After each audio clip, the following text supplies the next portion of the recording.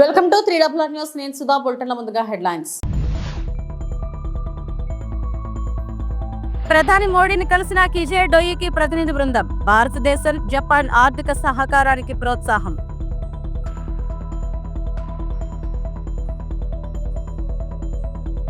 లోక్సభలో రాహుల్ గాంధీని టార్గెట్ చేసిన అమిత్ షా.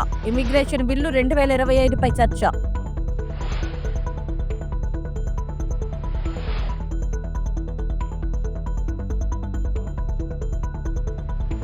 మనమంతా కృషి చేస్తే త్వరలోనే అగ్రస్థానానికి భారత్. AP CM Chandrababu.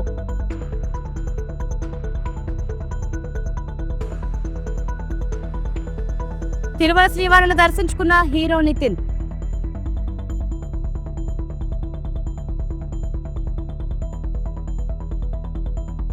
భారతదేశం మరియు జపాన్ మధ్య ఆర్థిక సహకారాన్ని బలోపేతం చేయడం గురించి చర్చించడానికి కైజై డోయుకై నుండి వచ్చిన ఉన్నత స్థాయి ప్రతినిధి బృందం 7LKM వద్ద ప్రధాన మంత్రి మోడీని కలిసింది.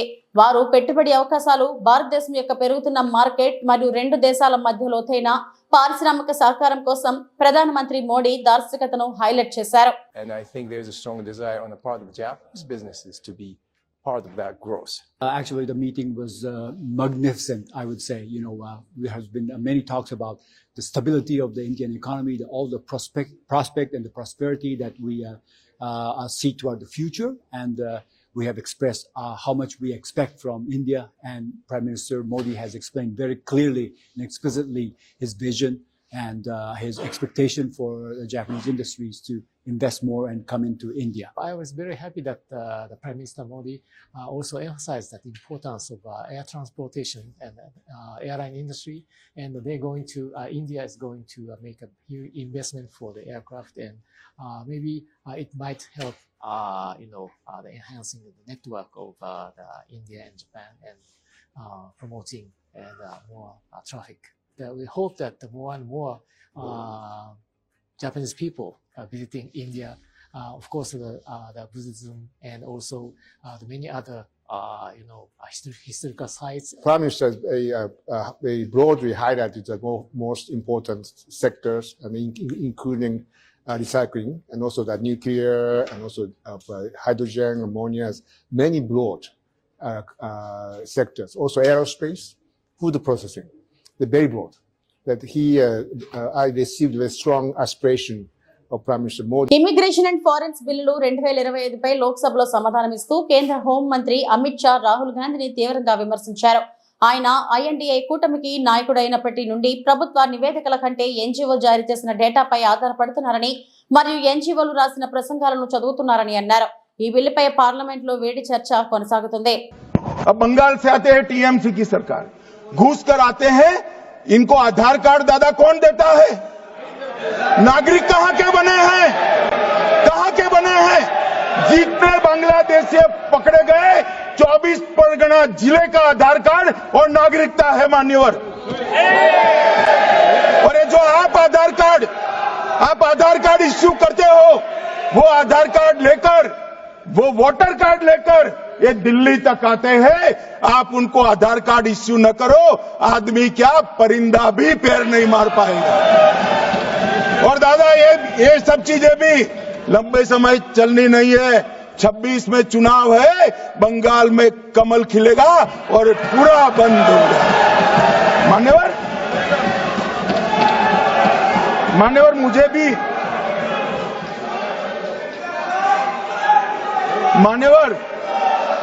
मैं आज कहना चाहता हूं, दिल्ली के चुनाव से मैं मौन रहा कि देश का सुरक्षा का प्रश्न है. तू मैं नहीं करना चाहिएगा. आज मौका भी है, दस्तूर भी है. इन्होंने सवाल उठाया, मैं बिल भी ये लेकर आया हूं. इसलिए मैंने देश की जनता को सत्य बताया है. ये 450 किलोमीटर जो आपकी कृपा से खुली रही है, वहीं से घुसपैठ है, वहीं नागरिक बनते हैं, वहीं आधार कार्ड बनाया जाता है. और देश ఇప్పుడు ప్రపంచమంతా భారత్ వైపు చూస్తుందని ఏపీ సీఎం చంద్రబాబు అన్నారు. భవిష్యత్ అంతా భారతీయులదేనని చెప్పారు. మద్రాస్ ఐఐటీలో నిర్వహించిన all India research scholars summit 2025 కార్యక్రమానికి ఆయన ముఖ్య అతిథిగా హాజరై మాట్లాడారు. మద్రాస్ ఐఐటి ఎన్నో విషయాల్లో నెంబర్ 1 గా ఉంది.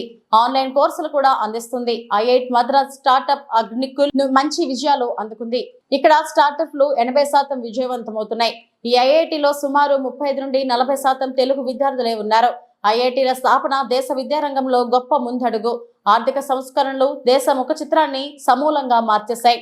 1991లో తీసుకొచ్చిన సంస్కరణలు ఎంపిక కాదు, తప్పనిసరి. రాజకీయ సంస్కరణలతో సోవియట్ రష్యా అనేక దేశాలుగా విడిపోయింది. అదే సమయంలో చైనా ఆర్థిక సంస్కరణలు ప్రారంభించింది. ఆ తర్వాత ప్రపంచంలోనే 2వ అతిపెద్ద ఆర్థిక వ్యవస్థగా దేశం ఎదిగింది. భారత్ కూడా సంస్కరణల తర్వాత అభివృద్ధి బాట చేపట్టింది.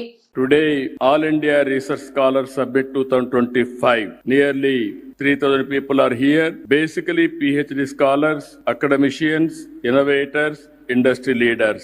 You are all seeing India now. World is watching India. I don't have any doubt. Future is ours. By seeing your enthusiasm, it has been reinforced. I am very confident tomorrow belongs to us. This IIT, we have to talk about IIT Madras, how it is happening. Number 1 in NIRF overall, 9 years in engineering. And also from 285 world ranking they have reached now 227. I am confident in the near future it will come below 200.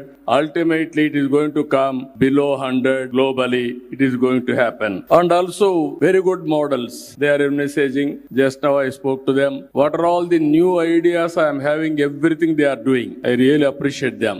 Nowadays, not coming to IIT Madras, you can become more brilliant by taking coaches from IIT on virtual, online course also they are providing. They are disseminating information, knowledge in a big way.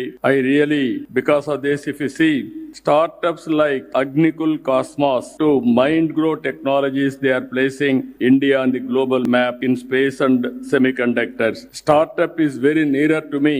They are having very clear goal, 100 startup initiative with venture capital valued 45,000 crores and also 80% survival rate. Always we are talking about how much money they are going to get after completing the courses. This is one place we are talking about startup while going out.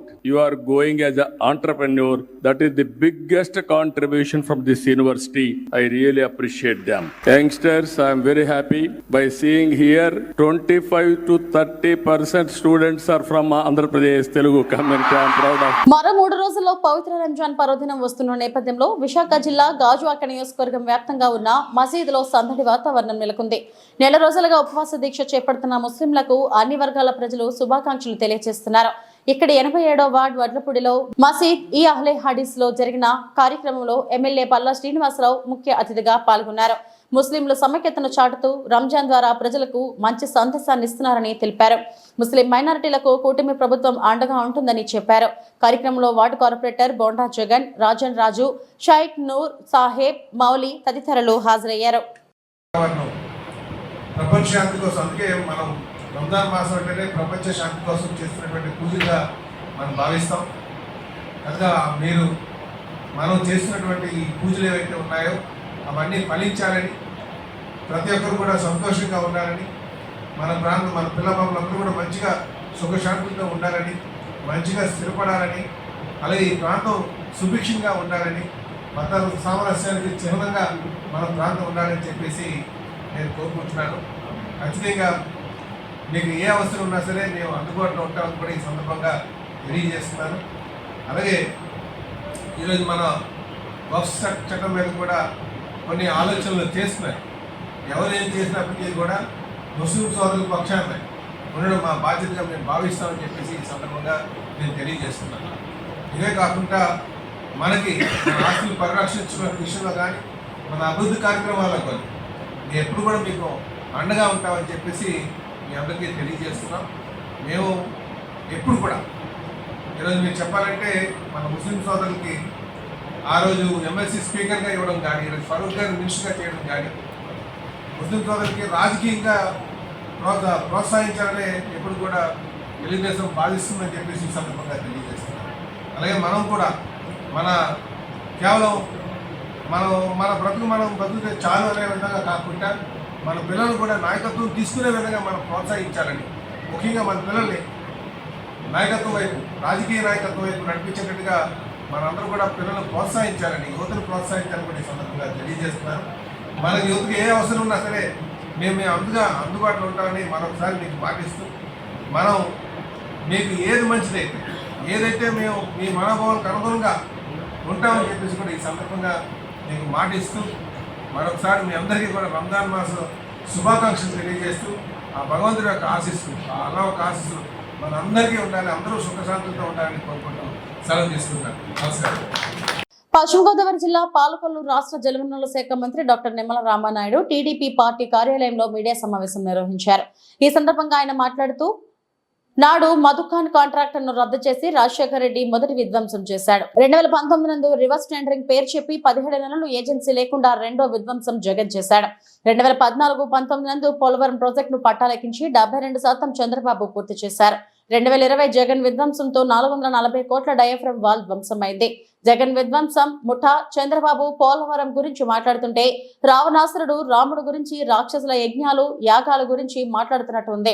Bhakra Nangal, Nagarjuna Sagar, Srisailam ఇలా అన్ని ప్రాజెక్టులకు diaphragm wall ఉంటుందని అంటే ఏ project కు diaphragm wall ఉంటుందో తెలియని వ్యక్తి పోలవరం గురించి మాట్లాడడమా? 9 నెలల కూటమి పాలనలో పోలవరం కు 5052 కోట్లు అడ్వాన్స్ గా చంద్రబాబు సాధించారు. 882 కోట్లు నిర్వాసితుల ఖాతాలో చంద్రబాబు జమ చేశారు. 990 కోట్లతో డయాఫ్రమ్ వాల్ నిర్మాణ పనులు జరుగుతున్నాయి. ఎగువ కాపర్ డ్యాం బలోపేతానికి బట్రస్ డ్యాం పనులు జరుగుతున్నాయి. జగన్ విధ్వంసం ముఠా సైంధవుల్లా పోలవరం పురోగతికి అడ్డుపడుతూ అబద్ధాలు ప్రచారం చేస్తే ప్రజలే బుద్ధి చెబుతారన్నారు. పత్రికేయ మిత్రులందరికీ కూడా ముందుగా నమస్కారాలు తెలియజేసుకుంటూ, ఆనాడు మధుఖాన్ ఏజెన్సీని రద్దు చేసి స్వార్థ రాజకీయాల కోసం ఆ రోజు నిర్మాణం ఆలస్యమైంది, ఖర్చు అధికంగా అయింది. ఆ రకంగా మొదటి విధ్వంసం ఆ రోజు వైఎస్ రాజశేఖర రెడ్డి పోలవరానికి చేసినటువంటి పరిస్థితి. ఆ రోజు 2014, 2019 5 సంవత్సరాల్లో మళ్ళీ చంద్రబాబు నాయుడు గారు ఆ పోలవరం ప్రాజెక్టుని పట్టాలెక్కించి 5 సంవత్సరాల్లో 72% పూర్తి చేసి 2020 కల్లా ప్రభుత్వం కనుక కంటిన్యూ అయ్యి ఉంటే ఆ యొక్క పోలవరం పూర్తి చేసి ఆ గోదావరి వరద జలాలు ఆంధ్రప్రదేశ్ రాష్ట్రం అంతా కూడా ప్రవహించి రాష్ట్రం ఒక కరువు రహిత రాష్ట్రంగా మారేటువంటి పరిస్థితి ఉండేది. దురదృష్టం 2019లో జగన్మోహన్ రెడ్డి ప్రభుత్వం వచ్చి రివర్స్ టెండరింగ్ అని పేరు చెప్పి 18 నెలలు ఆ పోలవరం దగ్గర ఏజెన్సీ లేకుండా చేసి, పోలవరం దగ్గర అధికారులు లేకుండా చేసి 2020 ఆగస్టులో వచ్చినటువంటి వరదలకు ఆ డయాఫ్రమ్ వాలే మరి ధ్వంసం అయిపోయినటువంటి పరిస్థితిలో పోలవరాన్ని ప్రశ్నార్థకం చేసినటువంటి వ్యక్తి జగన్మోహన్ రెడ్డి కాదా అని చెప్పి ఈ సభాపూర్వకంగా మీ అందరినీ కూడా అడుగుతూ ఉన్నా. నిన్ననే మాజీ ఇరిగేషన్ శాఖ మంత్రి మాట్లాడుతూ ఉన్నాడు పోలవరం గురించి, చంద్రబాబు నాయుడు గురించి. అసలు మాకు అనిపిస్తూ ఉంది, అంటే రావణాసురుడు వచ్చి రాముడు గురించి మాట్లాడినట్లుగా, ఈ రాక్షసులు వచ్చి యజ్ఞాలు యాగాదుల గురించి మాట్లాడినట్లుగా మరి నిన్న పోలవరం గురించి, చంద్రబాబు నాయుడు గురించి నిన్న మాజీ ఇరిగేషన్ శాఖ మంత్రి మాట్లాడుతున్నటువంటి పరిస్థితి. అయ్యా మాజీ ఇరిగేషన్ శాఖ మంత్రి గారు మరి చాలా క్లియర్గా, ఎందుకంటే ఆ పోలవరం గురించి మీరు గతంలో ఏం మాట్లాడారు? ఏదైతే డయాఫ్రమ్ వాల్ అనేది పోలవరం ప్రాజెక్టుకే కాదు, బక్రా నంగలకు ఉంటుంది, శ్రీశైలంకి ఉంటుంది, నాగార్జున సాగర్కి ఉంటుంది, అన్ని ప్రాజెక్టులకి కూడా డయాఫ్రమ్ వాల్ ఉంటుందని చెప్పినటువంటి మహానుభావులు మీరు. అంటే తెలియకపోతే తప్పేమీ కాదు, కానీ తెలుసుకుని మాట్లాడకపోవడం అనేది బాధ్యత రాహిత్యము. అంటే పోలవరం మీద ఆ మాత్రం కూడా సమయం పెట్టేటువంటి పరిస్థితి లేనిటువంటి వ్యక్తికి ఈరోజు మీరు పోలవరం గురించి మాట్లాడడం. ఆ రోజు ఏం మాట్లాడారు మీరు? పోలవరం నాకే అర్థం కాలేదు, ఇంక ఎవ్వరికీ అర్థం కాదు, పోలవరం ఎప్పటికీ పూర్తవుతుందో చెప్పలేమని చెప్పినటువంటి వ్యక్తులు మాజీ ఇరిగేషన్ శాఖ మంత్రి మీరే కదా ఆ రోజు మీరు చెప్పింది. మరి సాక్షాత్తు మీ ముఖ్యమంత్రి గారు ఏం మాట్లాడారు? నిన్న అసెంబ్లీలో 2020 జూన్ అన్నారు, 2020 డిసెంబర్ అన్నారు, మళ్ళీ 2021 దగదర్తి మండలంలోని పలు గ్రామాల్లో అభివృద్ధి ప్రారంభోత్సవాలు మరియు శంకుస్థాపన కార్యక్రమాలకు శ్రీకారం చుట్టిన కావలి శాసనసభ్యులు దగ్గుమాటి వెంకట కృష్ణారెడ్డి. శ్రీ పొట్టి శ్రీరాములు నెల్లూరు జిల్లా కావలి నియోజకవర్గం దగదర్తి మండలం బాడుగుడిపాడు గ్రామ పంచాయతీలో 11,20,000 రూపాయలతో సిమెంట్ రోడ్లు, 40 లక్షల రూపాయలతో సచివాలయం బిల్డింగ్ ను రిబ్బన్ కట్ చేసి ప్రారంభించిన కావలి శాసనసభ్యులు దగ్గుమాటి వెంకట కృష్ణారెడ్డి ఎమ్మెల్యేకు ఘన స్వాగతం పలికిన గ్రామస్తులు, టీడీపీ నాయకులు. బాడుగుడి పాడు గ్రామంలో ప్రతి ఒక్కరికి అండగా ఉంటారని హామీ ఇచ్చిన ఎమ్మెల్యే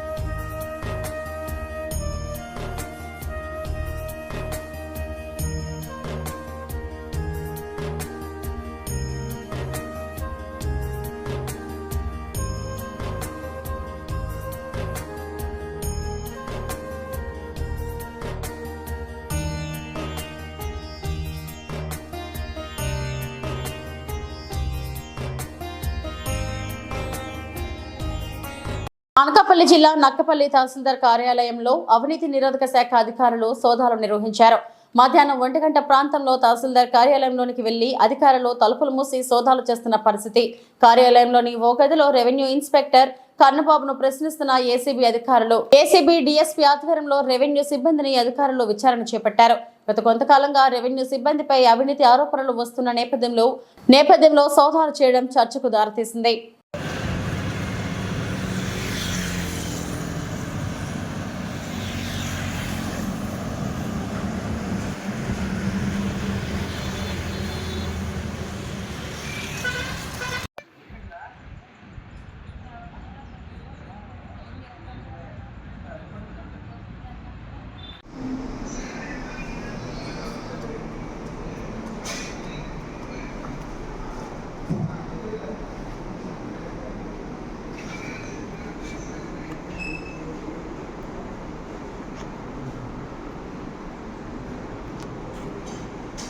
విశాఖ ఉక్కు కాంట్రాక్ట్ కార్మికులు తమ భవితవ్యంపై ఆందోళన చెందుతున్నారు.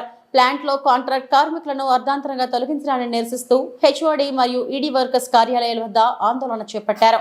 న్యాయం చేయాలంటూ నినాదాలు చేశారు. కార్మికులు మాట్లాడుతూ ఉత్పత్తిలో ఉద్యోగులతో సమానంగా పనిచేస్తున్నప్పటికీ కాంట్రాక్ట్ కార్మికులను తొలగించడం అన్యాయమేనన్నారు. ప్లాంటులో కార్మికులంతా దినదినగండంగా పనిచేస్తున్నారని, ఈ సమయంలో కాంట్రాక్ట్ కార్మికులను తొలగించడం బాధాకరమన్నారు. ఇదే జరిగితే వేలాది కుటుంబాలు రోడ్డున పడతాయని ఆవేదన వ్యక్తం చేశారు. రాష్ట్ర ప్రభుత్వం ముఖ్యంగా జిల్లాలోని మంత్రులు, ఎంపీలు, ఎమ్మెల్యేలు కేంద్రంపై ఒత్తిడి తీసుకొచ్చి కాంట్రాక్ట్ కార్మికులు కొనసాగేలా చర్యలు తీసుకోవాలని కోరారు.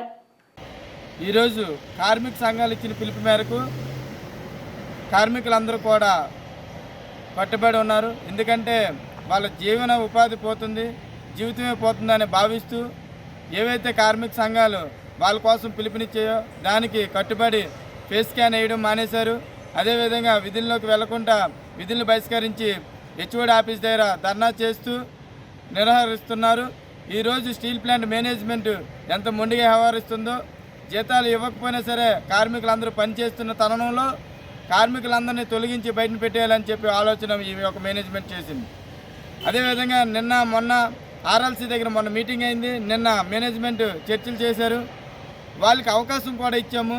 సార్ మీరు బయోమెట్రిక్లో 240 మందిని రీప్లేస్మెంట్ చేయండి, లేని ఎడల మీరు ఏదైతే మెడికల్ పేరుతో భయాందోళన చేస్తున్నారో ఆ మెడికల్ అవాయిడ్ చేయండి అని చెప్పడం జరిగింది.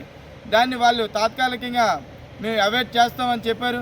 తాత్కాలికంగా అవాయిడ్ చేసినా పర్వాలేదని చెప్పేసి మేము ఒప్పుకునే తరుణంలో ఈ యొక్క మేనేజ్మెంట్ దానికి కూడా ఎగ్రీ అవ్వకుండా, వాళ్ళు పెట్టుకున్న పాయింట్లకే వాళ్ళు ఎగ్రీ అవ్వకుండా చేతులు పైకి చూపించి మా పైన స్టీల్ సెక్రటరీ గారు ఉన్నారు, వాళ్ళతోనే మాట్లాడి ఈ పని చేయగలం తప్ప మేము ఎటువంటి సాయం మీకు చేయలేము, మీకు నచ్చిన పని మీరు చేసుకోండి అనే తరుణంలో వ్యవహరిస్తున్నారు. అంటే ఈ స్టీల్ ప్లాంట్ని ఏ విధంగా వీళ్ళు నడిపించే ఉద్దేశం లేదని అయితే మటుకు మాకు అనిపిస్తుంది.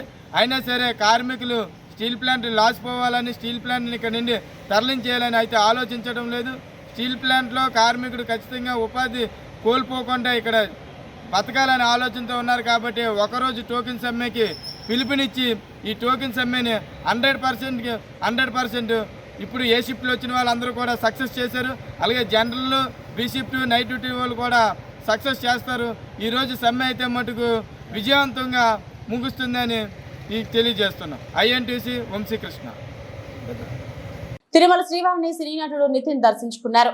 శుక్రవారం వీఐపీ ప్రారంభ విరామ దర్శన సమయంలో శ్రీకాళహస్తి ఎమ్మెల్యే సుధీర్ రెడ్డితో కలిసి ఆయన స్వామివారి సేవలో పాల్గొన్నారు.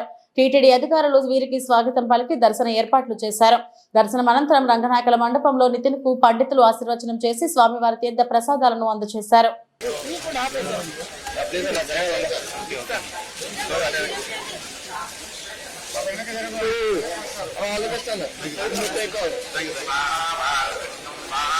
ఇవాళ మార్చ్ 28 నా సినిమా ప్రాబ్లం వస్తుంది ఇవాళ.